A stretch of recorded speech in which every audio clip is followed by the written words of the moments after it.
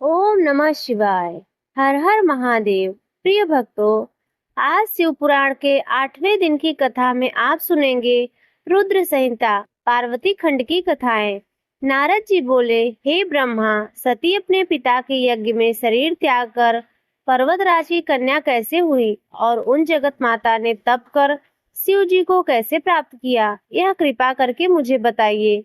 ब्रह्मा जी बोले, हे मुनि, अब तुम परम पावन शिव पार्वती के सुंदर चरित्र को सुनो। जब दक्ष की देवी ने अपने पिता दक्ष के यज्ञ में जाकर अपना शरीर त्याग दिया, समय आने पर वही देवी अपना शरीर त्याग कर मैना की पुत्री बनी। नारद जी बोले, हे ब्रह्मा, अब उस मैना की उत्पत्ति, विवाह और चरित्र मुझे सुनाइए।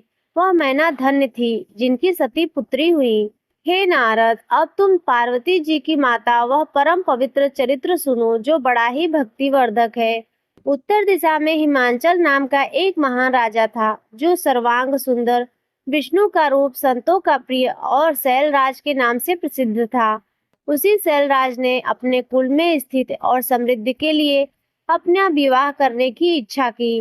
तब उसकी इच्छा होते ही समस्त देवतागण पितरों के पास गए और बोले कि यदि आप सभी लोग यह चाहते हैं कि देवताओं का कार्य हो तो आप मंगल रूपिणी कन्या मैना का विवाह हिमांचल पर्वत के साथ कर दीजिए। ब्रह्मा जी कहते हैं, देवताओं का यह कथन पितृगणों को अच्छा लगा और उन्होंने अपनी अपनी पुत्रियों की शाप की बात याद कर अपनी पुत्री मैना का विवाह हिमालय के साथ कर दिया।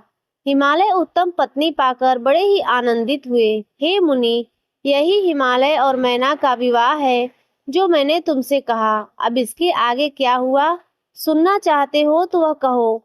नारद जी बोले, हे ब्रह्मा, हे महाप्राज्ञ, अब आप मैना की उत्पत्ति और पितरों के शाप की कथा कहिए। ब्रह्मा जी कहने लगे, हे नारद, अब तुम मैना की उत्पत्ति सुनो। मेरा पुत्र जो दक्ष था, उसकी 60 पुत्रियां थी। उसमें स्वधा नाम वाली कन्या को उसने पितरों को दिया था, जिसने धर्म मूर्ति 3 कन्याएं उत्पन्न हुई। उनमें बड़ी पुत्री का नाम मैना, दूसरी का नाम धन्या और तीसरी का नाम कलावती था। ये तीनों पितरों के मन से उत्पन्न हुई थी। हे मुनिवर, एक समय ये तीनों बहनें श्वेत द्वीप में विष्णु जी का दर्शन करने गईं और वहां ब्रह्मपुत्र सनकादिक भी आए और सबने विष्णु जी की स्तुति की। सनकादिक को देखकर सभी लोग उनके स्वागत के लिए खड़े हुए, परंतु ये तीनों बहनें उनके सम्मान के लिए न उठीं। उनके उस दुर्व्यवहार के लिए क्रुद्ध होकर योगेश्वर सनकादिक कुमार ने उन्हें शाप दे दिया कि तुम तीनों श्रुति की जानने वाली थी, तुमने अभिमानवश हमें खड़े होकर अभिवादन नहीं किया और नमस्कार भी नहीं किया, अतः तुम स्वर्ग से दूर जाकर मनुष्य बन जाओ। ब्रह्मा जी कहते हैं, उन तीनों साध्वी बहनों ने चकित होकर ऋषि का वचन सुना और फिर शीश झुकाकर उनके चरणों पर गिरती हुई बोली, हे मुनिवर, इस समय प्रसन्न हो जाइए। हम लोग मूढ़ हैं, इसी से हम लोगों ने आपको प्रणाम नहीं किया, अतः ऐसी कृपा कीजिए जिसमें कि हम स्वर्ग को पुनः प्राप्त कर ले। सनत कुमार ने कहा, हे पितरों की कन्याओं, अब तुम प्रसन्न होकर मेरे वचनों को सुनो। जिस प्रकार तुमने सर्वथा सुख प्राप्त होगा, हिमालय पर्वत हिम का आधार है, वह ज्येष्ठा उनकी कामनी होगी और इसको पार्वती नाम की एक कन्या प्राप्त होगी। यह दूसरी कन्या धन्या है जो कि महायोगिनी जनक की पत्नी होगी और इस महायोगिनी ने यह वह महालक्ष्मी सीता होकर उत्पन्न होगी। कलावती वृषभानु की पत्नी होगी और इस प्रकार द्वापर के अंत में वह लक्ष्मी उसकी पुत्री कृष्ण प्रिया राधा के नाम से प्रकट होगी। मैना से पार्वती देवी उत्पन्न हो अपने कठिन तप के द्वारा शिव की प्रिया होगी और धन्या की पुत्री सीता श्री रामचंद्र जी की पत्नी होगी तथा कलावती की पुत्री राधा कृष्ण की पत्नी होगी।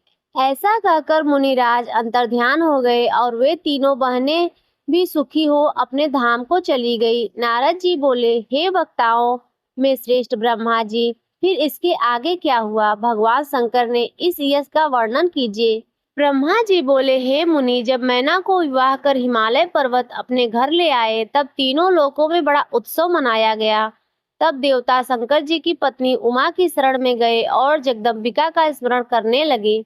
उन्होंने दंडवत कर उन देवी को प्रसन्न करने के लिए कहा, हे उमा, हे देवी, हे माता, आप सर्वदा शिव लोकवासिनी और सर्वदा ही शिव की प्रिया हैं। हे दुर्गे, हे महेश्वरी, हम सब आपको प्रणाम करते हैं।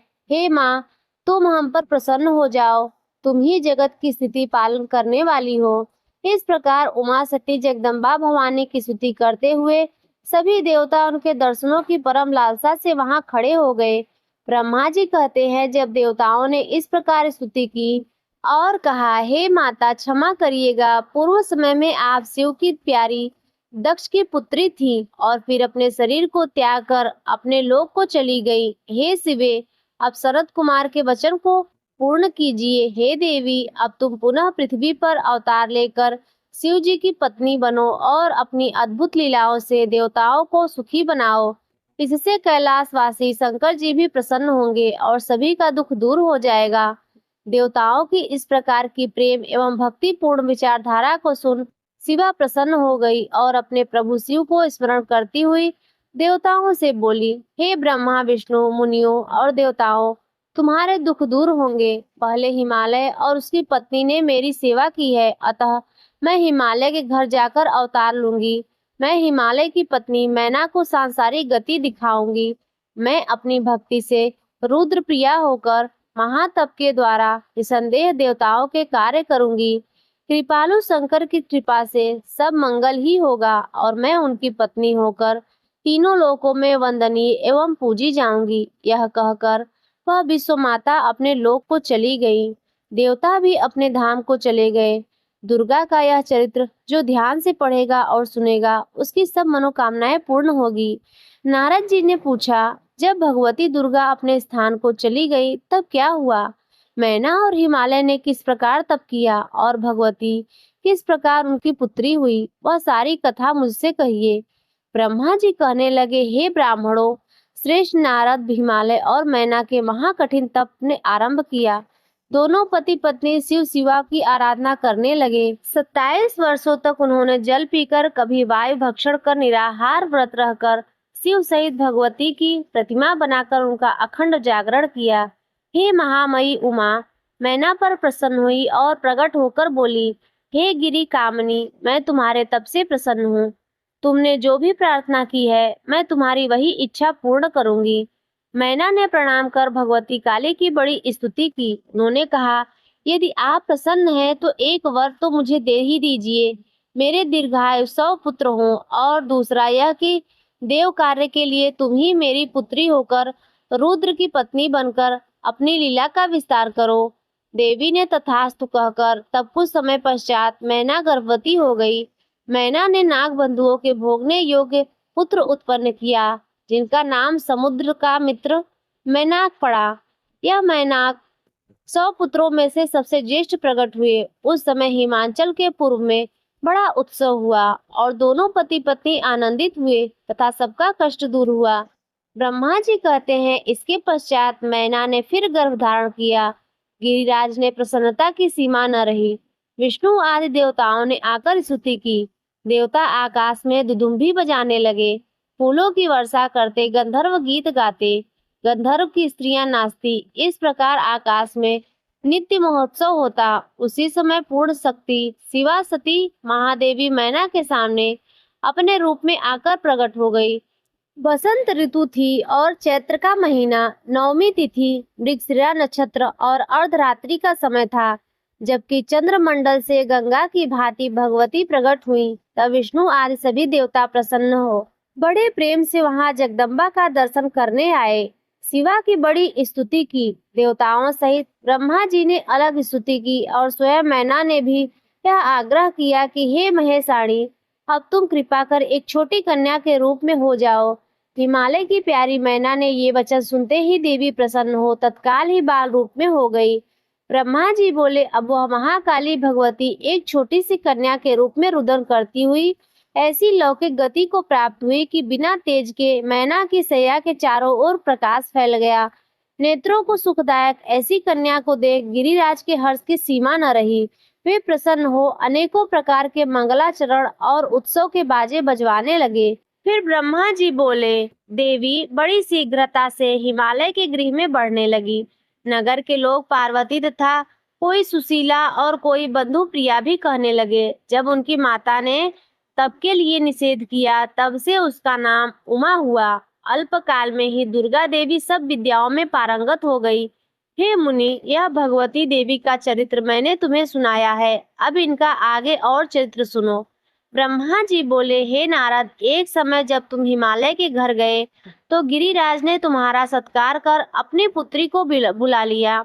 उनकी प्रशंसा करते हुए तुमसे उनका गुण दोष पूछा और यह भी पूछा कि इसका पति कौन होगा।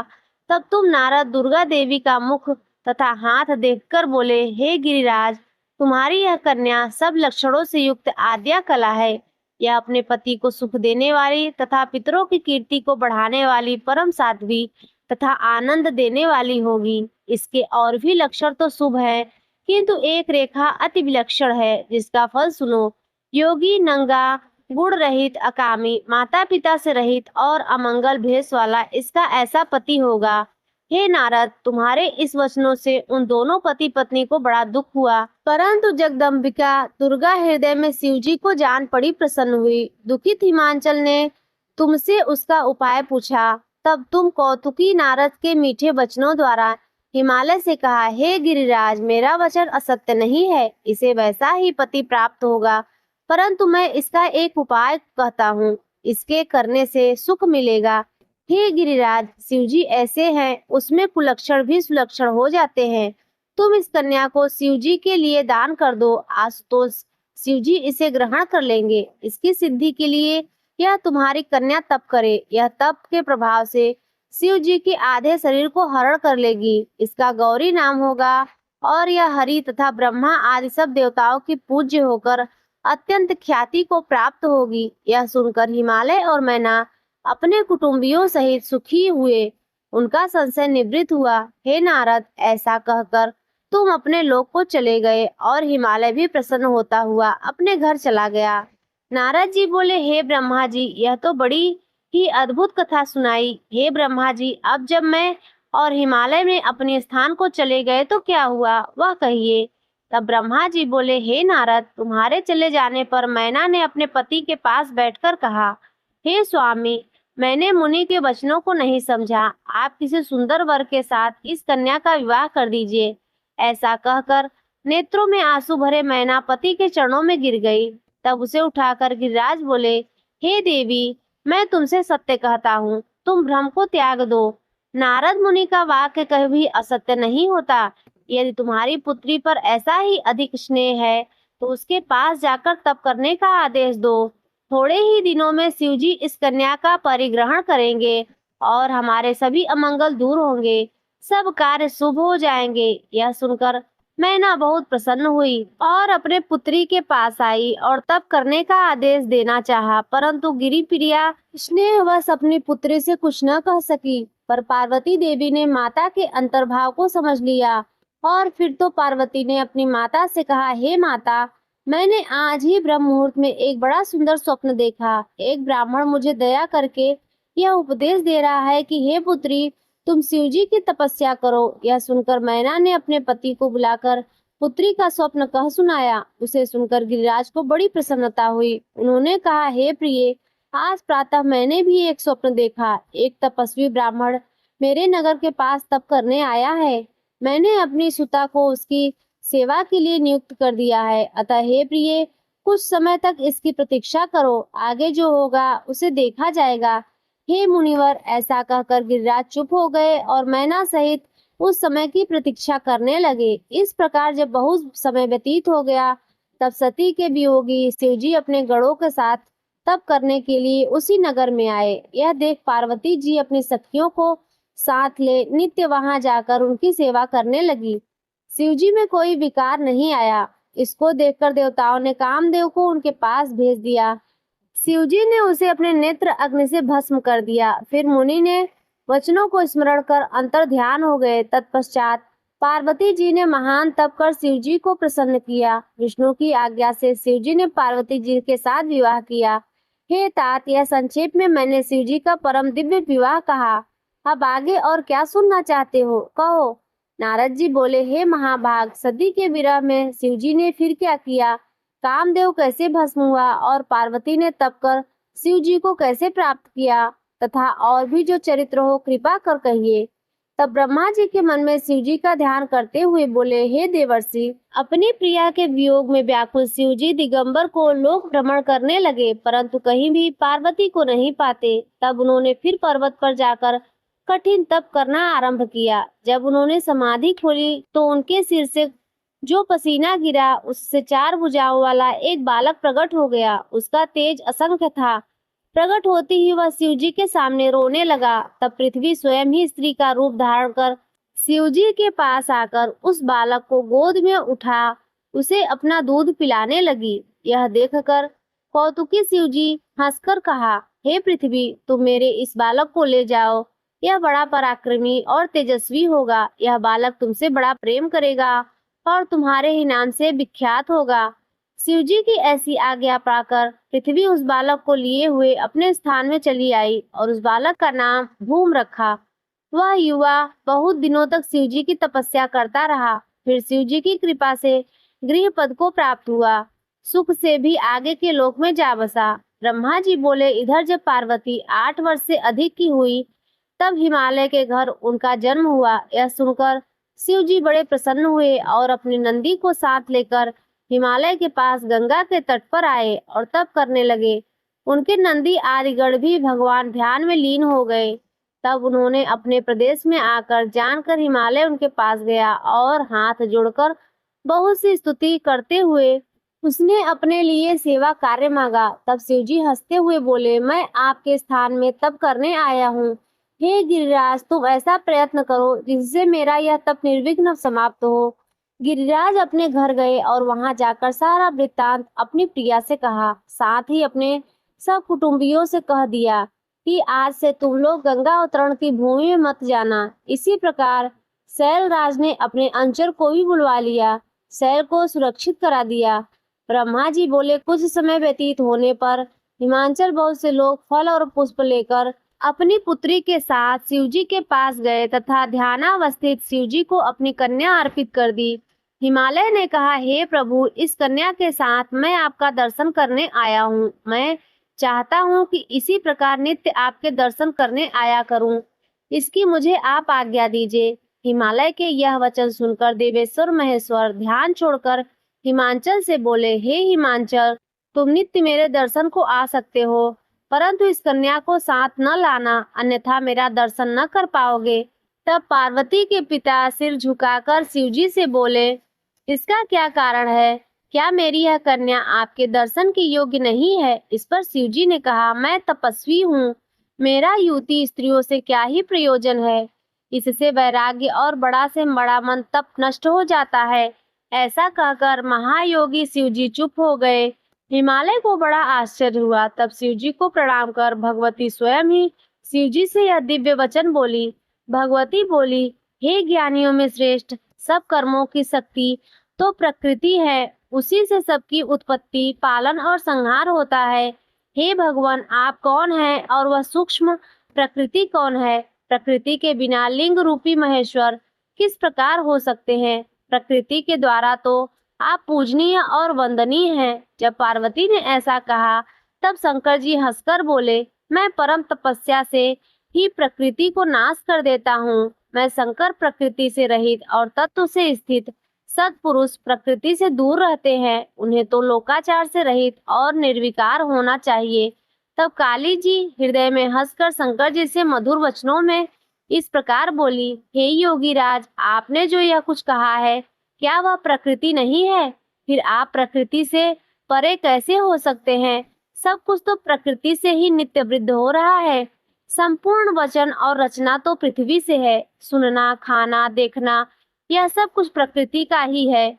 यदि आप प्रकृति से परे हैं तो तपस्या क्यों करते हैं? यहाँ एकांत तप की आवश्यकता ही क्या है? प्रकृति से ग्रस्त हो आप निज को नहीं जान सकते, और यदि आप निज को जानते हैं तो तप की क्या आवश्यकता? यदि आप प्रकृति से परे हैं तो यहाँ पर मेरे समीप रहने से आपको कुछ भी भय नहीं रहना चाहिए।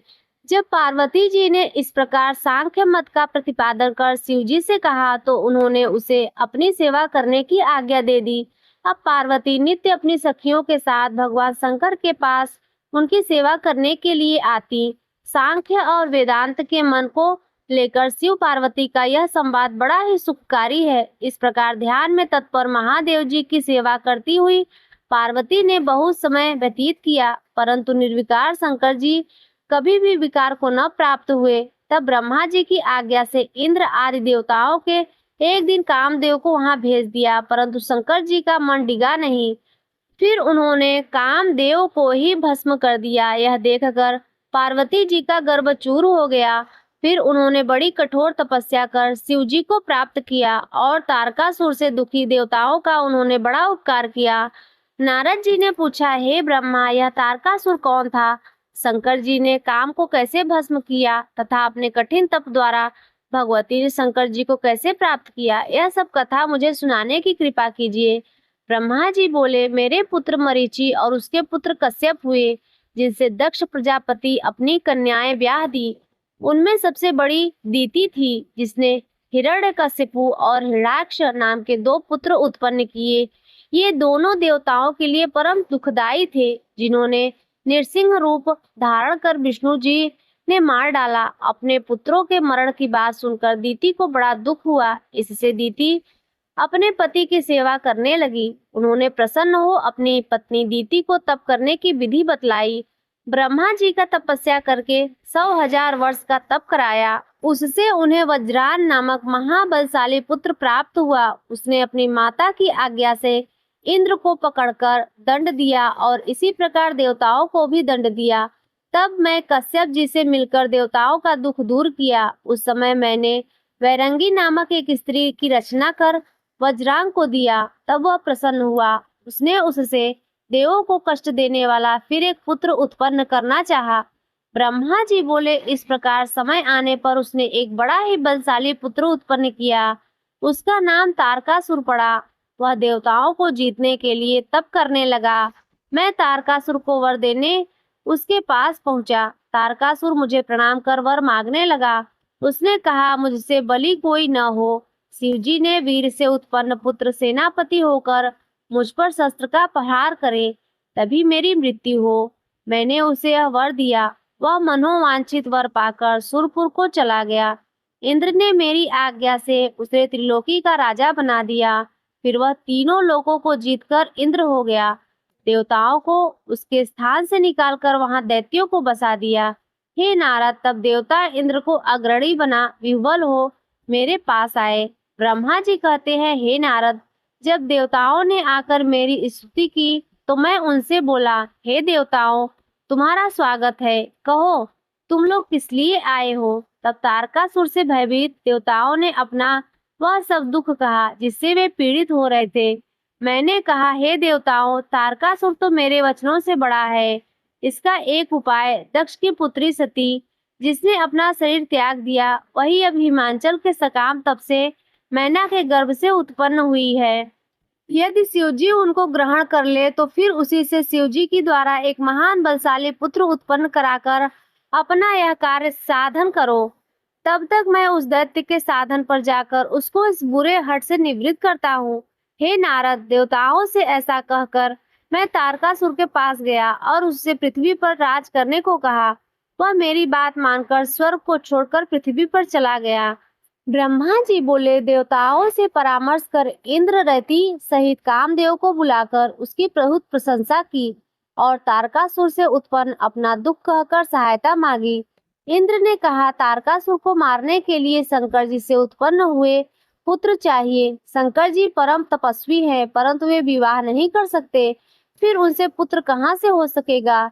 इसके लिए तुम्हें प्रयत्न करना है। इस समय शंकर जी गिरिराज हिमालय पर बैठे हुए तप कर रहे हैं और पार्वती उन्हें अपना पति बनाने के लिए उनके पास बैठी हुई हैं, उनकी सेवा कर रही हैं। अब जैसे भी जितेंद्र शिव पार्वती की और रुचि हो, तुम वही कार्य सिद्ध करो, इससे तुम्हारा यश स्थायी हो जाएगा। यह सुनकर कामदेव ने इंद्र से कहा, मैं इस कार्य को अवश्य करूंगा। ओम कहकर उसने अपनी आवृत्ति कर दी। वह अपने सहायकों सहित शीघ्र ही योगीश्वर शंकर के पास पहुंचा। वहां वे अपनी तपस्या में लीन थे। ब्रह्मा जी बोले, वहां पहुंचकर अभिमानी कामदेव बसंत को साथ ले शिव सम्मोहन का विस्तार करने लगे। सती का अर्थ यहाँ काम की पत्नी रति होना चाहिए। शहीद कामदेव आम्र बाण चलाकर शिव के वाम भाग में जा बैठा। श्रृंगार भी अपने गणों सहित शिव जी के समीप स्थित हुआ। इस प्रकार पार्वती जी अब बहुत से फल लेकर शंकर जी की पूजा करने आई। उनके रूप सौंदर्य का वर्णन नहीं हो सकता। पार्वती जी के पहुंचते ही शंकर जी ने क्षण भर के लिए अपना ध्यान त्याग दिया और एक क्षण के लिए वहां स्थित हो गए। इस क्षण को पाकर कामदेव ने उन पर अपने बाण चला दिए, प्रसन्न करना आरंभ किया। उनकी सुगंधी भी शंकर जी को लगी। उस समय पार्वती जी उनकी पूजा कर रही थी और जब पूजा कर उन्होंने उनका दर्शन किया तो शंकर जी ने भी उनकी ओर देखा। तब स्त्री स्वभाव से अथवा लज्जा से उन्होंने अपने अंगों को संकुचित कर दिया। तब पार्वती जी की ऐसी चेष्टा देख शिव जी सम्मोहित हो गए, परंतु ज्यों ही उनकी चेतना आई वे अपने पर पश्चाताप करने लगे। उन्होंने कहा, क्या मुझ ईश्वर को भी काम विचलित करेगा? यदि मुझ ईश्वर ने ही किसी के अंग का स्पर्श कर लिया तो अन्य असमर्थ पुरुष क्या करेंगे? ऐसा कहकर वे वैराग्य को प्राप्त हो गए। नारद जी बोले, हे विधाता, इसके पश्चात क्या हुआ? उस पाप नाशक कथा को कहिए। ब्रह्मा जी बोले, तब महायोगी शंकर जी को अपनी धीरता में विघ्न पड़ा देख बड़ा आश्चर्य हुआ। उन्होंने देखा कि मेरे वाम भाग में काम स्थित है। इससे परमात्मा गिरीश को बड़ा क्रोध आया। उसी समय महादेव जी के तीसरे नेत्र से क्रोधा अग्नि फूटी और आकाश में उड़कर पृथ्वी पर गिरी। इससे चारों ओर ज्वाला फैल गई और उससे काम को भस्म कर दिया। काम के मर जाने पर देवता रोने लगे। रति मूर्छित हो पृथ्वी पर गिर पड़ी। जब वह सचेत हुई तब कहने लगी, हाय, क्या करूं, कहाँ जाऊं? देवताओं ने यह क्या कर दिया? मेरे स्वामी को यहाँ भेजकर नष्ट करा दिया। देवताओं ने रति को बहुत समझाया और कहा कि इतनी थोड़ी सी भस्म अपने पास रख ले, तेरा पति तुझे मिल जाएगा। रति को समझाकर सब देवता शिव जी के पास पहुंचे और उनसे रति का शोक दूर करने की प्रार्थना की। शिव जी ने कहा, अब मेरे क्रोध से जो हो गया वह अन्याय नहीं हो सकता।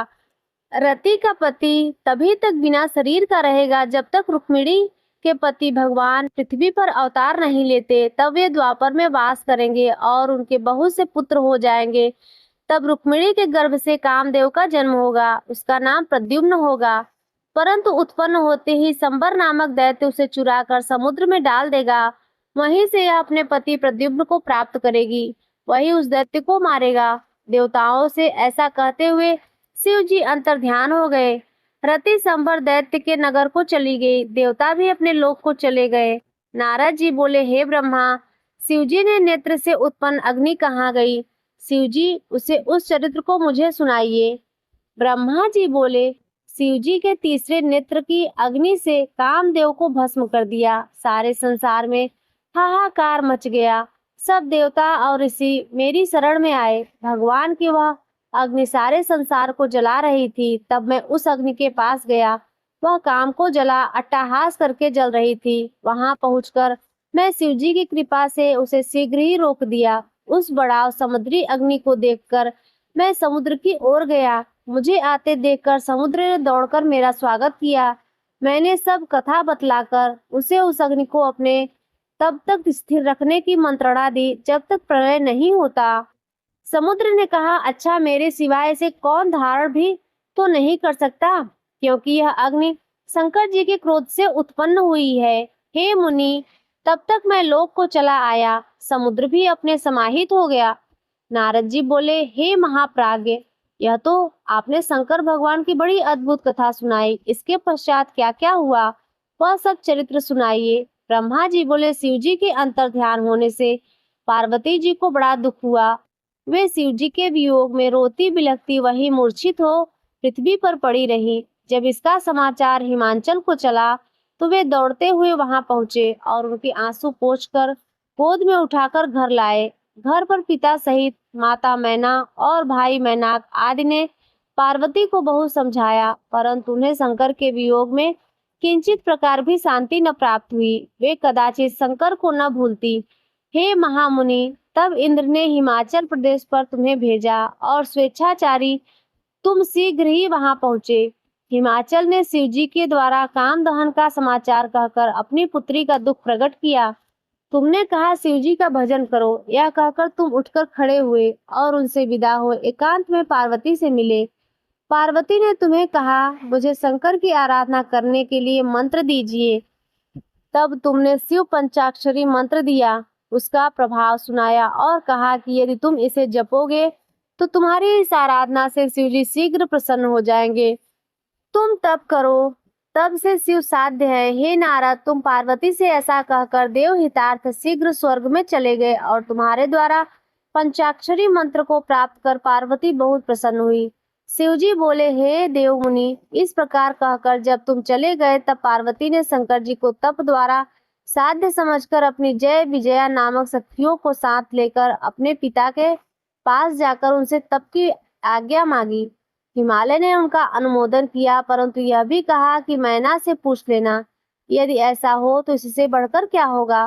पार्वती ने उन दोनों सखियों को माता मैना के पास भेज दिया। सखियों की बात सुनकर मैना खिन्न हो गई। उन्होंने खिन्न होकर उन वाक्यों को स्वीकार न किया। तब पार्वती जी स्वयं विनय पूर्वक माता के पास हाथ जोड़कर आई और बोली, हे माता, शंकर जी की प्राप्ति के लिए मैं प्रभात ही में तपोवन तप करने के लिए जाना चाहती हूँ, आज्ञा दीजिए। तब पुत्री वियोग में खिन्न मन से मैना ने पुत्री को समीप बैठाकर कहा, हे शिवे, यदि तेरी तप करने की इच्छा है तो वन में न जा, घर पर ही तप कर। मेरे घर में तो सभी देवता और तीर्थ विद्यमान हैं। तू बाहर जाने का हठ न कर, क्योंकि तेरा शरीर बहुत कोमल है और तप करना बहुत कठिन है। इस प्रकार मैना ने पार्वती को बहुत रोका, पर शिव जी की आराधना के बिना उन्हें सुख कहाँ था। तब शैलप्रिया मैना की पुत्री को बहुत दुखी जान तप करने की आज्ञा दे दी। माता की आज्ञा पाकर पार्वती माता पिता को प्रणाम कर अपनी सखियों को साथ ले गंगावतरण नामक स्थान के श्रृंगी तीर्थ में शंकर जी का स्मरण कर तप करने लगी। तब मन और इंद्रियों को भी रोककर वह कठिन तप में स्थित हो गई। सभी ऋतुओं के कष्ट को उन्होंने सहन किया। पंचाक्षरी मंत्र में रत पार्वती सर्व काम फलदायक महादेव जी का ध्यान करने लगी। अपनी तपस्या के प्रथम वर्ष में उन्होंने फल का भोजन किया और दूसरे में पत्तों का, तथा तप में पत्तों को छोड़कर निराहार ही तप करना आरंभ किया। तब पर्ण का मतलब पत्ते का त्याग करने से देवताओं ने शिवा का नाम अपर्णा रखा। इस प्रकार एक पैर से खड़ी रहकर पंचाक्षरी मंत्र को जपते हुए जिनके केसों की जटा बन गई थी, उन पार्वती जी ने उन तपोवन में 3000 वर्ष व्यतीत किए। उनके इस कठोर तप को देखकर चराचर सबको बड़ा ही आश्चर्य हुआ। प्रिय भक्तों, आज की यह कथा श्रृंखला यही समाप्त होती है। इसके आगे की कथा कल हम श्रवण करेंगे। तो बोलिए उमापति शिव शंकर भगवान की जय। ओम नमः शिवाय। हर हर महादेव। प्रिय भक्तों, आज की कथा यदि आपको अच्छी लगी हो तो वीडियो को लाइक कर दीजिए। चैनल पर पहली बार आए हो तो सब्सक्राइब कर दीजिए और कमेंट में हर हर महादेव अवश्य लिखिए।